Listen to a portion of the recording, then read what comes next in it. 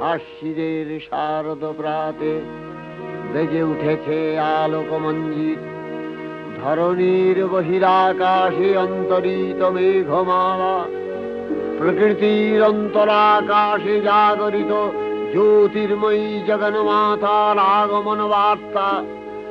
আনন্দময়ী মহামায়ার পদধ্বনি অসীম ছন্দে বেজে উঠে রূপলোক ও রসলোকে আনে নবভাব মাধুরীর সঞ্জীবন।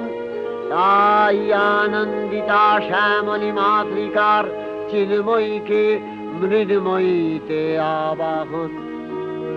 আজ চিৎশক্তি রূপিণী বিশ্বজননীর শারদশ্রী বিমণ্ডিতা প্রতিমা মন্দিরে মন্দিরে ধ্যান বোধিতা।